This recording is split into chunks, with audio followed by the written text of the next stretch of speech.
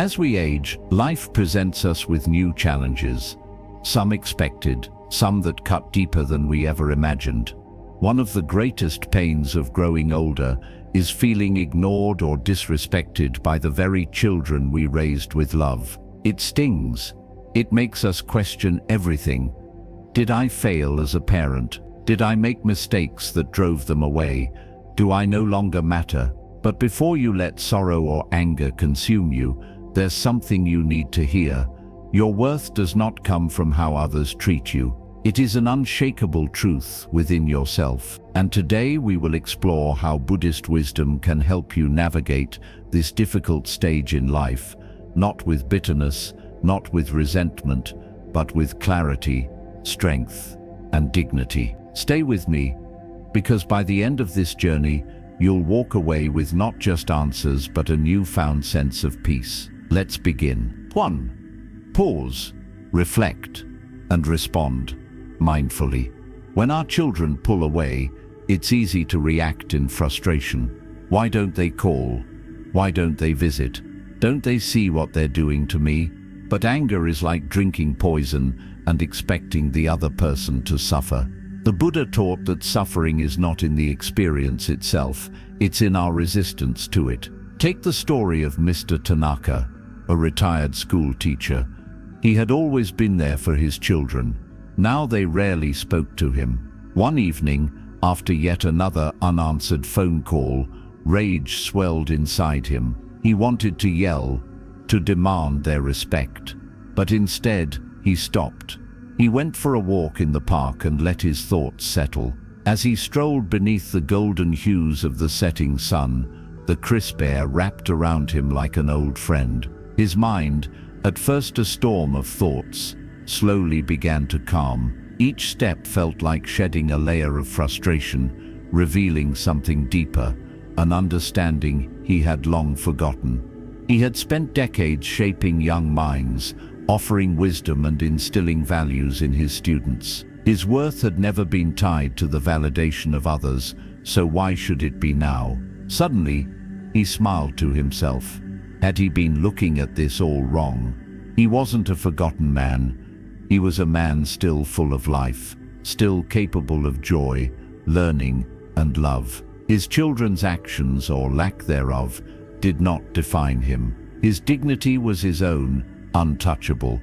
That realization alone was like a weight lifting off his shoulders. The next morning, instead of waiting by the phone, he poured himself a cup of tea, picked up his old calligraphy brush, and began writing, a practice he had neglected for years. That simple act of creation filled him with more warmth than any unanswered phone call ever could. And then, as if the universe had been waiting for him to understand this lesson, his phone buzzed. It was his son. Emotions are like waves. They rise, they crash, but they also pass. When you pause and reflect instead of reacting, you open the door to understanding, to healing. The key is to let go of the expectation that happiness comes from external sources.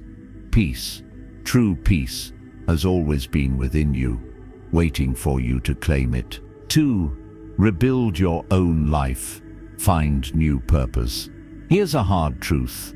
Clinging to what once was will only bring pain. The more we sit by the phone waiting, the more we suffer. But when we live, truly live, we become a force of energy that others are naturally drawn to, including our children. Mrs. Elena, a widow in her late 60s, once spent her days longing for her children's attention. Her mornings were filled with silent wishes that her phone would ring, that one of her children would call just to ask how she was doing. But silence became her constant companion. The house, once lively with laughter and conversation, now echoed only with the ticking of the old grandfather clock in the hallway. Then, one day, something shifted. She woke up, stared at her reflection in the mirror, and asked herself, "Is this how I want to spend the rest of my life waiting?"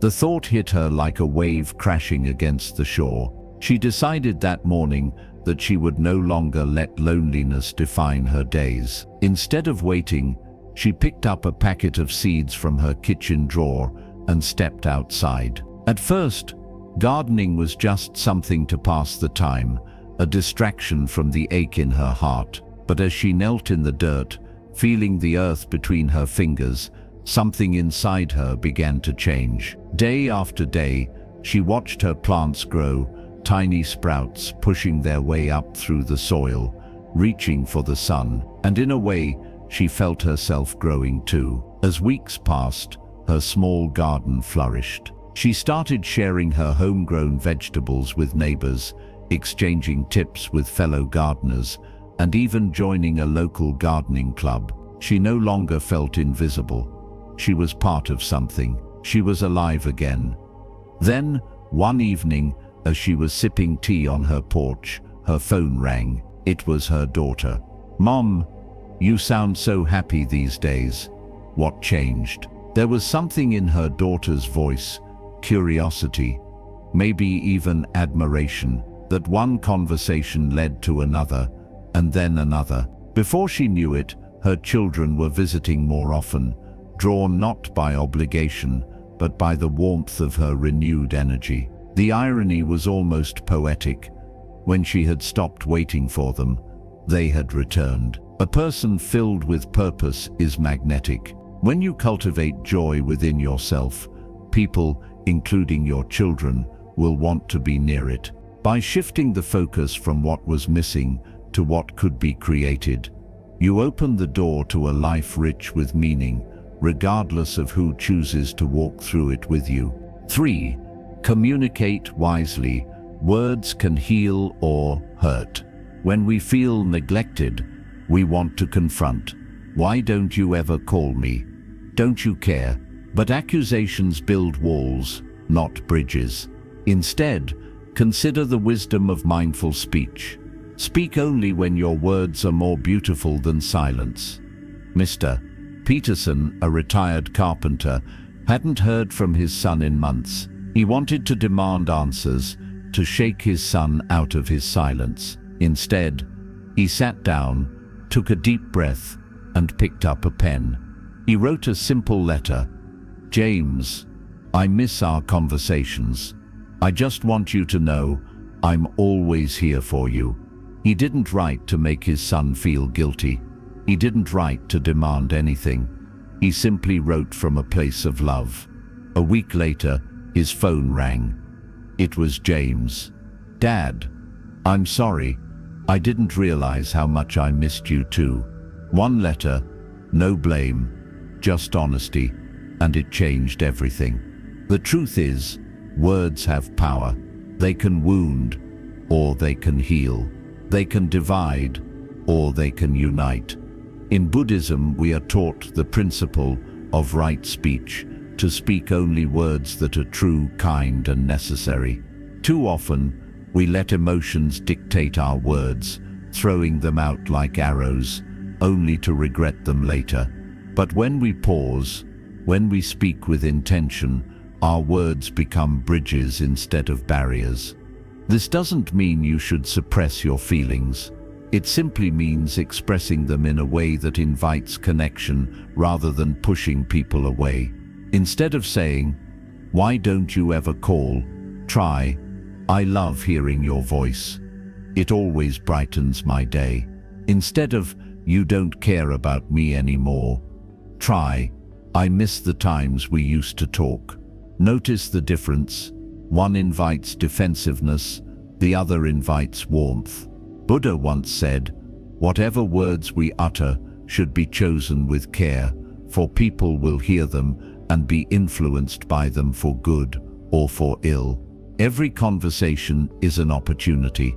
Every word is a choice. And when we choose words of kindness, we create the possibility of healing. Speak from love, not frustration. When words are gentle, they invite connection instead of pushing people away. The right words, at the right time, have the power to mend even the most fragile of relationships. 4. Set boundaries. Respect goes both ways. Respect isn't something you demand. It's something you teach by example. If your children only call when they need something, if they take without gratitude, then it's time to set limits, not from anger, but from self-respect. Take Mrs. Rosa, a retired nurse. She had spent years answering every call from her son Michael, no matter what time it was, no matter what he needed. He rarely called just to check on her. It was always a request. Money for a last-minute bill, help with the kids, an errand he didn't want to do. And each time she complied, hoping that by being there for him, he would appreciate her more. One afternoon, Michael called again. "Mom, can you watch the kids tonight? I have plans." Something inside her shifted. She took a deep breath and replied, "I love you, Michael, but I have plans too." There was silence, a long pause, then an irritated sigh. "Fine, whatever," and he hung up. At first, guilt crept in. Had she done the right thing? Would he be upset? But then she looked around her small but cozy home. She had spent years putting her son's needs before her own, sacrificing her time, her peace. That night, instead of watching her grandchildren out of obligation, she went to a community dinner she had been too busy to attend. She laughed, shared stories, and felt something she hadn't in years free. Over time, Michael's attitude began to change. He stopped assuming she would always be available. He asked instead of demanded, and something incredible happened. He began to appreciate her more. Boundaries aren't walls. They are gates that only allow in what nurtures and respects your well-being. When you set them, you teach others how to treat you. More importantly, you remind yourself that your time and peace matter just as much as anyone else's. Financial independence commands respect. Buddhism teaches non-attachment, to not cling to things or expectations. And when it comes to money, the lesson is clear. When you stand on your own feet, you command respect. Mr. and Mrs. Carter had always lived within their means. They never spent extravagantly, nor did they rely on their children for financial support. When they retired, they made a conscious decision. They downsized their home, created a sustainable budget, and ensured they had enough savings to live comfortably. At first, their children didn't pay much attention. They assumed their parents were simply being frugal, as they had always been.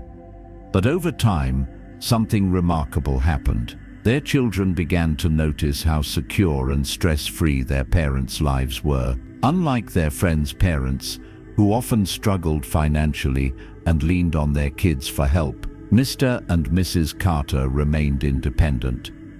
They traveled when they wanted to, treated themselves without worry, and never had to ask for assistance. One day, their eldest son, Ethan, called and asked, "Dad, how did you guys manage to be so stable in retirement? I feel like I'm always one paycheck away from stress." That moment marked a shift. Instead of seeing their parents as people who needed help, Ethan saw them as role models. He began seeking their financial advice, learning from their discipline and wisdom. The key takeaway: financial independence isn't just about money.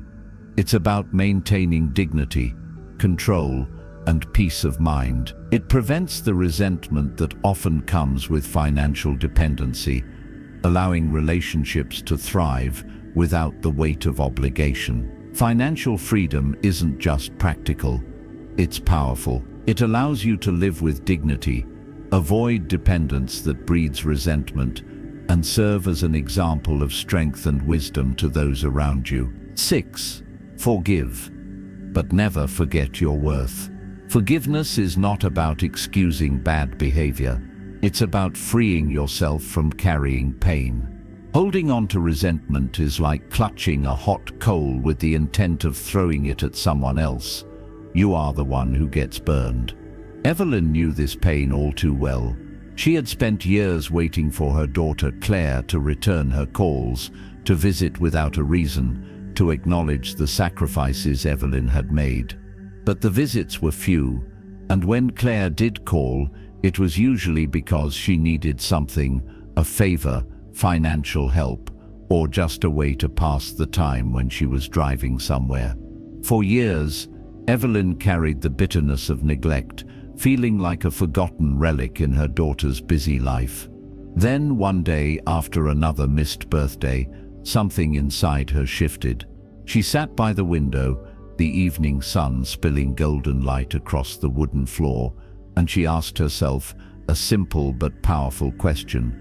Am I going to spend the rest of my days waiting for an apology that may never come? The thought settled in her heart like a weight lifting. She realized she had given Claire power over her happiness, and so she made a decision not to let go of love, but to let go of the pain. Evelyn forgave Claire, not because Claire had asked for it, not because Claire had changed, but because Evelyn deserved peace. With that, she picked up her old paintbrush, long abandoned in the back of a dusty drawer. She began to paint again, soft strokes of color, blending and swirling, each one a quiet act of healing. She joined a local art class, made new friends, and for the first time in years, she felt light again. It wasn't about replacing her daughter's presence. It was about reclaiming her own life. Months later, Claire finally noticed the change. "Mom, you sound different, happier." Evelyn smiled, dipping her brush into the paint. "I am. Forgive. Not because they deserve it, but because you deserve peace. But never ever forget your own value. Forgiveness is a gift you give yourself, not a free pass for someone else's behavior, but a release from the burden of carrying their actions in your heart. True forgiveness doesn't mean allowing someone to repeatedly hurt you. It doesn't mean tolerating disrespect or pretending everything is fine. It means recognizing that their actions are theirs and your worth is yours. You do not need to wait for their recognition to know your value. Imagine a pond. If a stone is thrown into it, the water ripples, but eventually the surface calms. Your mind should be the same. Acknowledge the disruption, but don't let it define the entire pond. Evelyn's story is not unique.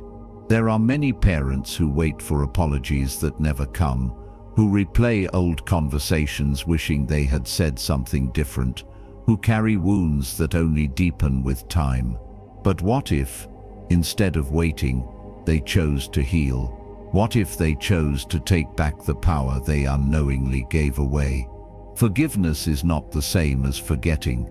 It is choosing not to let someone else's actions dictate your emotional well-being.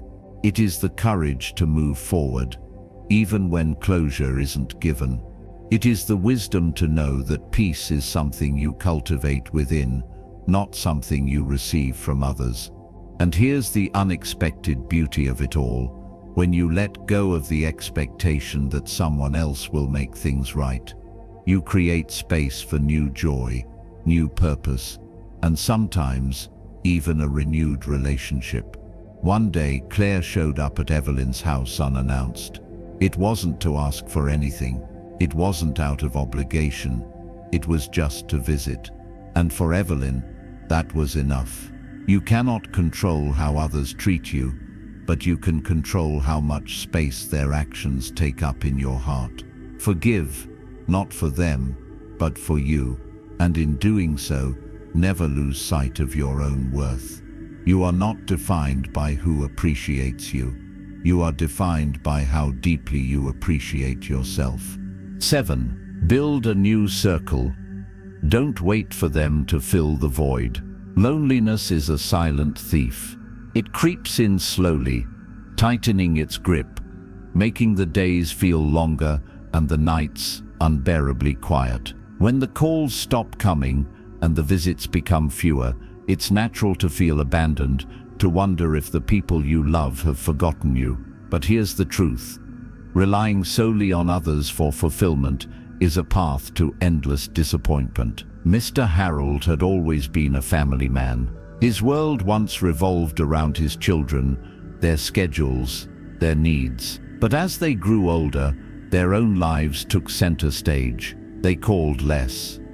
They visited only when it was convenient. At first, Harold made excuses for them. They're busy. They have their own responsibilities. But deep down, the loneliness gnawed at him. One afternoon, as he sat on his porch watching the empty street, he had a moment of clarity. If I keep waiting for them to fill the void in my life, I will spend the rest of my days waiting. That thought hit him like a wave, powerful and undeniable. He realized that he had given them too much power over his happiness, and so he made a decision. He would take back control. That week, Harold joined a seniors club at the community center. At first it felt awkward, like stepping into someone else's world. But then something unexpected happened. He met people who shared his interests: gardening, storytelling, even playing chess. He laughed more in those first few weeks than he had in years. The club outings became the highlights of his week: coffee meetups, weekend trips, and long conversations that filled his heart in ways he never anticipated. Something strange followed. As Harold became more engaged with his new circle, something shifted in his relationship with his children. They started calling more often. They noticed the difference in his voice, the energy in his stories, and paradoxically, when he no longer needed them to fill his emptiness, they gravitated toward him more naturally. This is the secret. When you create joy in your own life, you stop waiting for others to bring it to you. The moment Harold stopped depending on his children for validation, they started seeing him in a new light, not as someone waiting in the wings, but as someone living fully. And Harold, he no longer checked the phone obsessively. He no longer counted the days since their last visit. He had built a life outside of them, and it was a beautiful one. The lesson here is profound. You are responsible for your own happiness. If you find yourself feeling lonely, don't wait for someone else to fix it. Take action. Join a group. Pick up a new hobby. Reconnect with old friends. There is an entire world beyond the walls of expectation, a world where connection is waiting, but only if you are willing to seek it. The Buddha teaches us that attachment is the root of suffering. When we cling too tightly to the idea that our happiness must come from specific people, we set ourselves up for heartache. Instead, we must cultivate joy within ourselves. Friendships can be formed at any stage of life. Purpose can be found in the smallest moments, whether in a shared cup of tea with a neighbor or in the quiet satisfaction of learning something new. Life does not end when our children grow up and become independent. If anything, it's an invitation to rediscover who we are beyond our roles as parents, to embrace the vastness of life that still awaits us. One day, Harold's daughter visited unannounced. She found him in the garden, laughing with a group of friends, his hands covered in soil, his heart full. She watched for a moment before stepping forward. "Dad, you seem different, happier." Harold smiled, brushing dirt from his hands. "I am." And in that moment, she understood. Her father had not been waiting for her to complete his life. He had already done it himself. Life is too precious to waste on waiting. Build your own circle, find your own joy, and in doing so, you may just find that the very people you longed for will be drawn back to you, not out of obligation, but out of admiration for the life you have chosen to live. Life, in its fleeting nature, is far too precious to be spent waiting for others to recognize your worth. You are not a secondary character in someone else's story.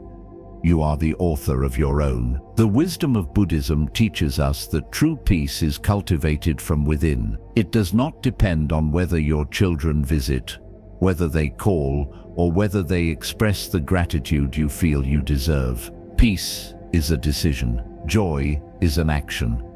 The stories we've explored are not just lessons, they are invitations. Invitations to pause before reacting, to embrace a life of purpose, to communicate with love, to set boundaries that preserve your dignity, and to release the weight of expectations. When you build a life rich with meaning, when you fill your own days with laughter, friendship, and purpose, you radiate a light that draws others toward you. You no longer wait for joy to find you. You create it. And in doing so, you teach others how to respect you, not because they must, but because they want to. So step forward with courage, let go of resentment, embrace the beauty of the present, and honor the deep reservoir of wisdom you carry. You are worthy. You always have been. And now, it's time to live like it. If these words have resonated with you, share your thoughts below. Let's build a community where wisdom, love, and self-respect guide us all forward. And always remember, your worth is not up for debate. It is eternal. It is yours.